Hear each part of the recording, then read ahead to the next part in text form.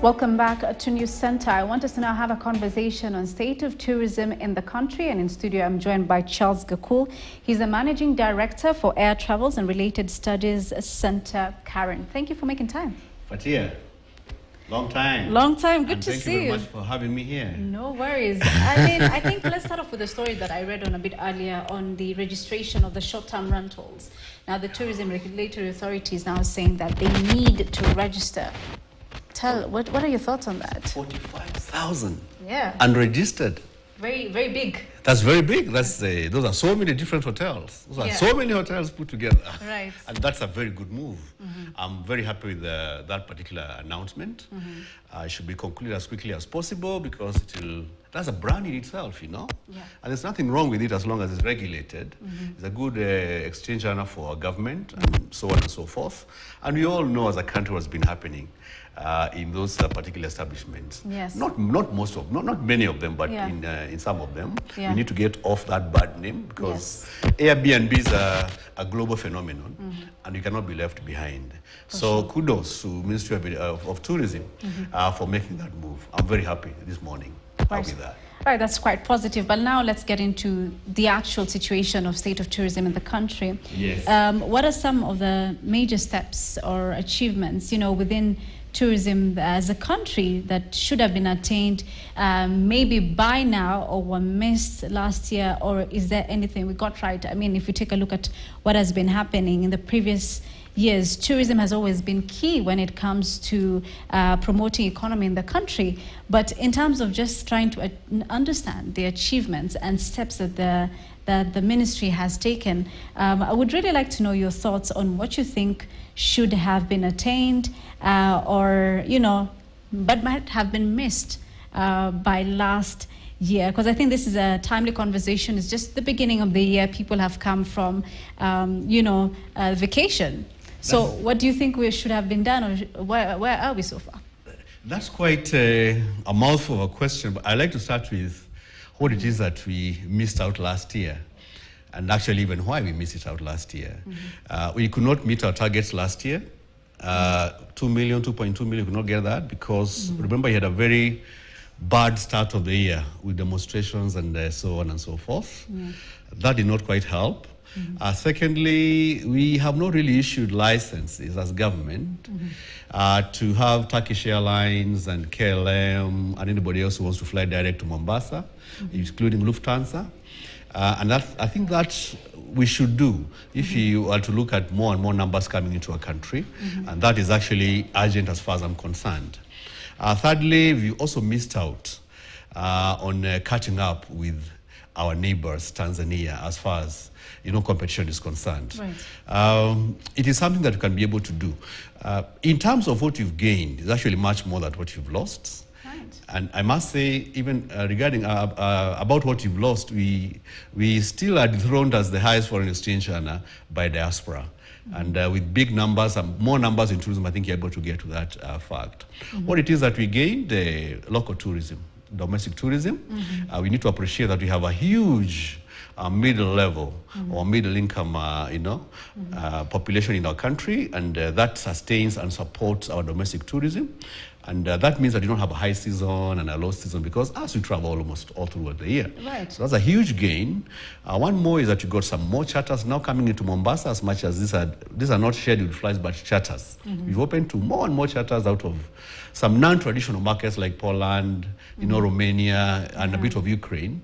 Those are good gains. And if that can be sustained, basically, it will be a very good thing. But remember, we are not able to do these things if training is not central to all that we do in tourism activities. We need to train people to work for hotels, airlines, and up to international standards. That's why at Air Travel and Related Studies Center, we do ensure that all that we give to our students are international qualifications to be able to work anywhere in the world. Those are the gains and the misses. Right. I think the misses are less than the gains, and a good trajectory. I'm very happy to have seen our minister, Alfred Mutua, my friend, saying that now they're compensating, for loss of wildlife, loss of crops, and so on. Good signs and good tidings for the year. Definitely quite positive. Yes. Moving on now, we have diverse cultures in the country. So how do you think is best we can leverage, using the cultures that we have to improve the state of tourism in the country? I mean, Waziri was at Bomas of Kenya, making that announcement on compensation for damage, blah, blah, blah, of crops and so on, and wildlife, and domestic animals by wildlife. Bomas is what represents our now plus 44 communities that we have in our country. Right. But simply talking, for us as stakeholders and those who are more and more involved in tourism, when it comes to marketing for tourists, cultural villages in Kenya, we are still stuck with Maasai culture and Samburu culture. Yet we have another 44 or 45 to talk about. And Bomas, as it is now, and I saw that time they require innovations, they were saying it themselves, as it stands now, it's a tired product. If you're able to revamp this product, so that does not just take 2 hours, someone to go around Arendile village and so on and so forth. It could be longer, right. And it will be possible that we are able to sell much more into culture. Remember that Tanzania is doing better than us in cultural tourism as well as Uganda. And there's no point that you should not leverage on the gains that we are making as we move forward. So we should also not concentrate our cultural experiences just in Nairobi. They should be all over. And authentic cultural experiences for our guests. If it's Samburu culture, let it be Samburu. We don't want to have that Maasai is the one who's also doing the Giriama one, or doing the Somali one, or doing the Kamba one, and so on. Let it be authentic. Because that's what we've been seeing happening. So that needs to be worked on, I believe to my so. Understanding. Okay, moving on now. Let's talk about, we've seen there's been visa restrictions for visitors from other countries that was halted at the beginning of the year. Yes. Does this affect the sector in any way? More numbers now that it's open, and I'm happy. Okay, I've had rumors and murmurs that it's still payable at $30 or $25, but it's better off than what we had before. I'm saying that no country has opened up to foreigners, to international tourists, to international arrivals, and they have recorded less numbers as a result of that opening. And if you want to follow it through, Rwanda has also said, and actually I think they said it before us, that for African countries, no visa. Ghana, same. And you have moved a step even further to say the whole world. It's all about immigration. It's all about how we can deal with it. Right. So that we also get the quality kind of tourists that we are looking at. Sometimes opening up a country to the rest of the world has own advantages and disadvantages. But what are you looking for? We have good cases of Spain, where they opened up to the entire Europe in the 90s, I think early 2000. They got 76 million tourists, but their industry almost collapsed because they got everybody coming in. That's a lot of people. Yeah, so a vetting system. Right. And you have to decide whether to be mass tourism or you want to be quality tourism. So a vetting system has to be in place so that we also don't just get people coming in for the sake of it. We need also people who can bring in that top dollar that we're looking for as a country. Yeah. Yes, at the moment. From your experience, so what trends do you think we're going to see when it comes to the tourism sector in this year, 2024? Like where I sit at Air Travel and Related Study Center, being a college, I am looking at lots of good opportunities for our youth. Given that 75% of our youth are, 25% of the country are actually youth. Yeah. The moment that they believe in international examinations and get international qualifications, tourism trends will mean that they can be able to go and work anywhere in the world. So I could appeal to Kenyans and the youngsters who just cleared the Form 4 that if they have to join and make an impact in growing the numbers in our country, they will need to sit for international qualifications so that they can be able to work not just in the country, but also anywhere in the world. And if they work here, then the standards are higher. Clients will get a better experience, and that we're going to build, more numbers and more foreign exchange for our country. So I think it's good saying that. But hard work is still there. Let's never forget that we have competition. Kenya has had its own fair share of bashing here and there about how tired our product is. And while that is true, I'm not seeing commensurate, efforts being made, like to revamp the dead hotels, the Intercontinentals, the Hiltons, and so on. I don't want to say that they must change hands, but I'm saying that they must be up by whoever it is so that we can fill in our capacities. Remember that Kenya is not just a tourist destination, it's also a conference destination. When you miss bed nights, and you have these 10,000, 20,000 people coming for a conference, and you cannot be able to handle the accommodation, you lose all of it to competitors. So I think let's open up what we have. I'm happy to learn that 2024, 2025, you're going to have another 25 hotel brands setting up here. Fantastic news for all of us. For me, January, February, looking onwards, 2024, I am happy. And you should also stop selling Masai Mara and drumming up the migration only. That takes place, 2 weeks in the month of July. If we put in the minds of others that this is the migration destination, Masai Mara, then what about the other 11 and a half months? It should just part and parcel of the other big 5 and all the other attractions that Mara has to offer. It will relieve the 100 and 200 vehicles that I normally see when these animals are crossing. It's not a good sight for a serious tourist. Right. Yes. You've really been talking about quality and maintaining that standards have been met. And you've talked about, training, especially young people. Yes. You have the Air Travel Studies and Related Studies Center. Yes, How do you ensure then, from where you sit, that these standards are actually met, and how do you train them? For 32 years I've been doing this. I have seen generations come. I've seen business improve.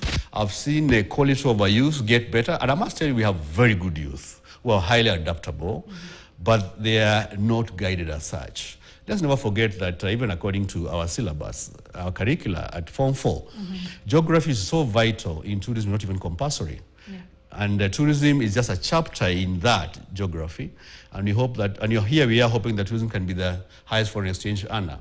That's not possible. So what we normally do is to get students who have a passion and interests. It's a high time that we embrace wholly the CBC program, the CBC program, because it's all about skills. A tour guide just needs to interpret flora and fauna. That's not a university degree. If I want to be a chef, it's my creativity. It is a culinary arts. If I want to be a tour consultant or travel agent, is how I can be able to issue that particular ticket. So, and so on and so forth. Hotel managers, we have quite lots of expatriates in that. What I'm saying is, the moment we put our youth in the know that this is a new emerging area and a source of good foreign exchange and even for government, and that with international qualifications, our people are able to go and work anywhere in the world, I don't see why even those 48,000 E's that you're talking about cannot join a college if they have the passion and get something of it out of it, because we are looking at skills. It's not really the A's and you can never convince me that just because you got an A, you'll be the best chef. You might not have, you might not be interested in being a chef. So we are ensuring that we go to high schools, talk to career teachers about this travel and tourism and hospitality area, so that when they finish Form 4, these are people who will be able to join our institutions immediately. And the best they can do is to enroll in one where international qualifications are offered. You know, with the one that enables you to work anywhere in the world, that is the right one for you, so that we decongest the unemployment, menace in our country. Let them get the qualifications from here, go and work anywhere in the world. And I'm very happy when I can see Ministry of Labor and actually even our president working very hard to ensure that, he can get jobs all over the world. But it should be structured. Right. We should also be involved as colleges in ensuring that whoever goes out is well vetted, in the sense that they go and represent the country. They're the face of the country, whatever it is that they go. If they do a bad job, then Kenya has this and that face. They do a good job, we get more. Travel going all over the world. Not forgetting that we also need our own internal training for standards enhancement. But I'm trying to understand, even if someone is passionate and might have the skills, is it affordable, especially the international courses when it comes to travel and tourism? Is it affordable for many people? Because as much as they go into local, the international courses will be available. We do have various schemes where we're able to get some rebates and so on. And I do those a lot myself in school. The most important thing is to contact the institution. What remains a hindrance is that the examination fee is standard. Whether you're coming from Canada, you're coming from Kenya or India, and so that could be very high in Kenyan standards.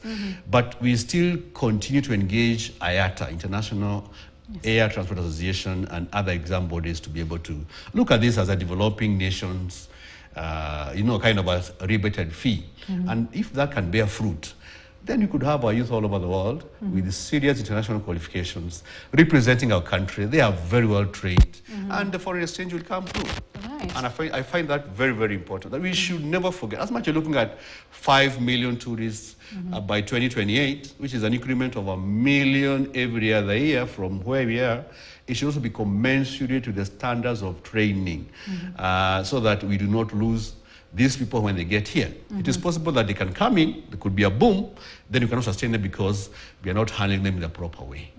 And Air Travel and Leisure Studies Center stands in the forefront for ensuring that the qualifications are international and the standards are good. My next question was going to be about what you just touched on, the 5 Yes. million, the number that has been projected by the Kenya Yes. Tourism Board by 2028, 5 million tourism. Is it feasible and can it be actualized? We have to triple almost every other thing that you can think about. Be they restaurants, be they hotels, open up new frontiers as far as the national parks and national reserves are concerned. People are talking about Western Circuit, Kakamega, Kericho, Kisumu, Mount Elgon area, and so on. Open up even other attractions, walking safaris, sports safaris, and so on and so forth. These are areas that we have not exploited. 5 million tourists should not go to the Mara, Amboseli, Tsavo, Samburu, and so on. Meru has a big 5, Meru National Park. Infrastructure is poor. Either you have a high-end lodge or very low, almost nothing in the middle. I would be happy to see the Serenas, Sarovas, coming in to fill into this place so that we can evenly distribute our numbers. I would not like to have a situation where we get to neglect sustainable tourism or green tourism as a result of getting the numbers. It should all be balanced, but it is possible, it can be done. But opening up those remote areas starts with government all the time, because infrastructure in terms of roads cannot be done by individuals.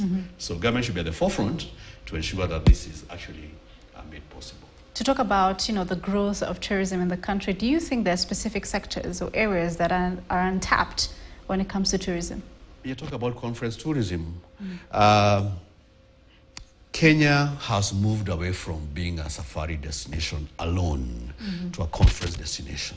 And that does not mean KICC, Kenya International Convention Center. It means, look at the Marriott now, with 5, 6, 10 different conference rooms and 500 rooms. Honestly, their focus is not on the tourists; it's on the business traveler and the person who's coming for meeting, incentive, conference, exhibition, event. So this is where we should now be tapping into and looking into much more exchange programs between others and our youth, so that exchange of cultures between our youth and those youth in other countries, that also brings in another offshoot in tourism. We don't talk more about shopping tours. We don't talk about sports tours, and this is a sporting giant. These new frontiers are really not open. Even our agro-tourism, coming to look at the coffee, the tea, and so on, because you have the finest, it is not structured. And this is something that can really bring in the money and bring in the populations. And whoever is going to come here is going to be high-end, because they're coming here for research, they're coming here to exchange contacts and actually do business with the country. If I was to give it a bit of a comparison with a country like Rwanda, we've seen a lot of conferences happening there. We also know the NBA games at some point were happening there. So do you think they're doing something different away from what would say Kenya is doing in terms of tourism? Very different. Rwanda, 12 million. Gorillas. Trekking, we don't have gorillas in Kenya, but they're doing it prime. $1,500 per person for 6 hours to do gorilla trekking. We are here talking about $150 to $200 happening for 24 hours to go to the Mara and so on. We have to decide as a country, are we for mass, are we for quality? Rwanda embraced quality and they are reaping the fruit. Look at their conference tourism. They have had more conferences, more high profile, if you like, conferences, the ones I've read about, than the ones I've read about happening in Kenya. So there you are, the challenges. And let us never underrate Tanzania. I almost have a feeling that they're getting more numbers now than we are. And you should also refrain from looking at numbers. I think they're bringing in more dollars. They're netting in more than we are, whatever the numbers are. Yes, that's what is happening. Right. Okay, maybe your final thoughts on what you expect this year when it comes to tourism? Happy moments. Talking to tour operators, because I take my students out on industrial attachment to the airlines, travel companies, and tour companies, and hotels as well, and restaurants. Talking to them, things are looking very good in the month of June going forward. The numbers look excellent in the lodges, restaurants, airline bookings, and so on. The ground handlers like Tradeways, I talk to them and they tell me, we need more trainees when this time comes in the month of May, June, and July, because numbers look good. We should also refrain from, when there's an election year, our numbers must go down, and you have to start all over, building up all over again. If you can be sustainable, our numbers will surely climb more and more. And our youth should be at the forefront of ensuring that they reap the benefits, because they're the next generation. We are retiring, right, and we should hand over the baton in a good way, and they can even do more professional work than we are doing. They have all the exposure, the internet, they can do bookings, they can do presentations. They are more enabled than us by technology, and I actually wish them all the best. And deliver quality, as you And say. deliver quality as well. Right. And let them go to trained, structured institutions where they can get the finest of training, equal to any other part that they can go to in the world. Right. They perform. Yeah. Country brings in the money. Dollar goes down to 100 from 160. We'll be happy with that. For sure, for sure. Yes. Thank you, Charles. This has been interesting. Most welcome. Right, so that was Charles Gaku he's the Managing Director for Air Travel and Related Studies Center at Karen. We're talking about the state of tourism in the country. Well, that's a wrap for News Center. Thank you for watching. My name is Fatia Mohammed Noor. Remember, there's a developing story at Embakasi where 3 people have been confirmed dead and over 270 from a blast and a gas explosion that happened yesterday. We're following up on that particular story. Right, for now, though, News Center, we're closing News Center right